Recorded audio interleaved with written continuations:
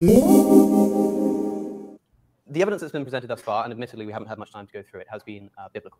And that's because the only evidence that there is available that can come close to proving the bodily resurrection of Christ is biblical. You have the Gospels and you have the epistles. There are references, it seems, in some historical documents, such as the writings of Josephus, the first century Jewish historian. However, the historical consensus is very plainly that this was a forgery by later Christian writers. It's very clear that Josephus wouldn't have written about Jesus rising from the dead and being Christ as a Jew. So the vast majority of historians reject that out of hand. In fact, okay, so first clip here on Josephus. So, Josh, do you want to go first or do you want me to go first? I guess we should have probably figured this out off stream, but I mean, here we are.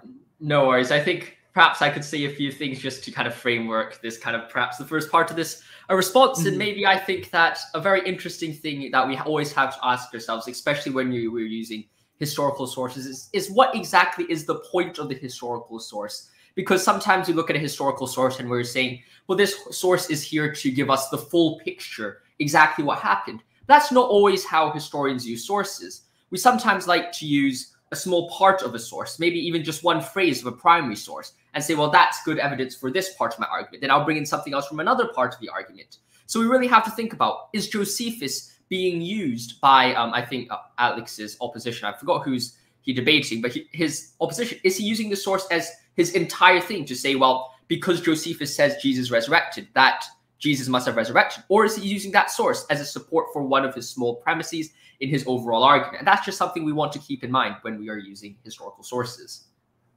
Yeah, that's super good. So what I'm going to do is I'm just going to read the full Josephus quote here. And this is the more later one. So I think Alex, just right off the bat, he's wrong. That I think most scholars would agree that there's some forgery involved in this quote, but there's a historical core. I think that's what the consensus is. But what I'm going to do here is just to add on to Josh is read the quote and talk about why there's good reason to think that there is some historical core to this Josephus quote. So here's the quote.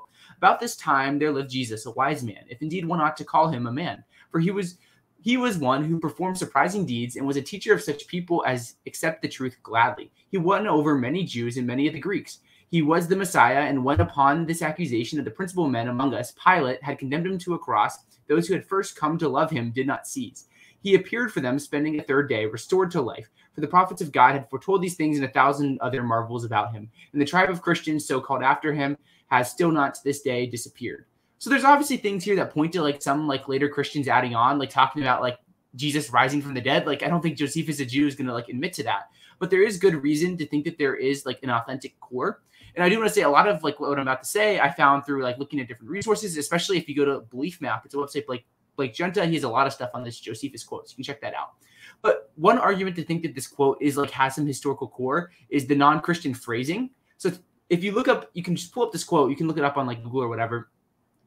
Famous last words. It says there's things here that point that a non-Christian originally wrote this, say Josephus. So first, Christians typically identify Jesus as just Jesus, but rather Jesus Christ or Christ. If you remember, Jesus is the Christ, the one who fulfills the prophecies according to Christianity.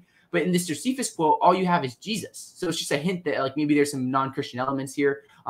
Josephus says that Jesus is a wise man, which is a lower view of Jesus than the Christians are going to have. So again, pointing to not just a Christian forgery. He says that he's a doer of wonderful works, which is not how Christians are typically going to refer to Jesus. They're going to refer to him as the Messiah, the incarnated Son of God, things like this, the Savior of the world, not just a wise man. That's a very low view of Jesus if it's a completely forged quote. Jesus didn't win the Greeks, his followers did.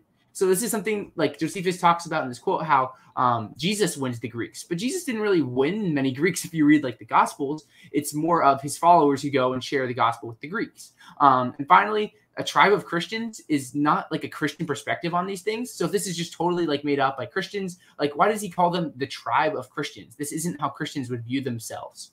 So at least my conclusion, which is I think the general scholarship's consensus, is just that there's the Christians added to this, but there is a historical core from which Josephus is drawing about Jesus. So yeah, I completely agree with that idea, and I think if we could build it on a bit more, it's you look at other sentences and in the same quote that you've read, and it's Pilate had condemned him to a cross. This is clearly not a statement which is about, oh, he just heard this from the Christians. The reason for this is because if we look at other works, and I think Alex might have missed out on responding to the other works surrounding the divinity, or at least the situation of Christ at the time.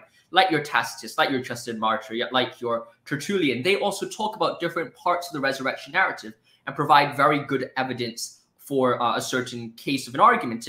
And I think this perfectly ties in with our kind of thoughts that these arguments or these sources should not mainly be used just to say that these are directly the same as what we see in the Bible, but rather they are representing or they are supporting certain aspects of what we see in the Bible. And just a quick kind of framework that we can just bear in mind as we go through this video is kind of the idea that Tacitus, a greatly Roman, almost an anti-Christian source, does recognize that Jesus did exist, that Jesus had a sense of divinity, that Jesus was indeed crucified, and that the disciples believed in a resurrection. If we turn to Josephus, we figure out that Jesus most likely died, because we see that, well, in Josephus, a lot of people who were crucified and indeed taken down and sent into great care were actually seen and were actually accepted as well. Most of them, those people died as well. So even if you had great care after being crucified, you'll most likely die. So Jesus probably died if he didn't have great care and got thrown into a tomb for 3 days. So, and if we could look at further sources in Josephus as well, and these are using sources which are completely unrelated to the ones that they're talking about, we know that Jesus was buried. How do we know that? Well, in the Jewish War, another work of Josephus, we see that Josephus says that even the enemies of the Israelites were buried. They buried crucified criminals, which gives us very, very good reason to know that Jesus was buried. Note that that burial might not be the burial we see in the Bible, but at least it's pointing towards some sense of a burial of Jesus. So we have this idea that different parts of the resurrection argument or the account for the resurrection are supported by a variety of different sources. And it's not just about, oh, this is just Josephus's discussion, which has been kind of debunked or I'm not sure a good better word for it, but there's another word which has been dismissed. There are a lot of other things which support certain areas of the argument. And when we look at it from a historical perspective, we can see that these so-called problems are not actually problems in the bigger picture.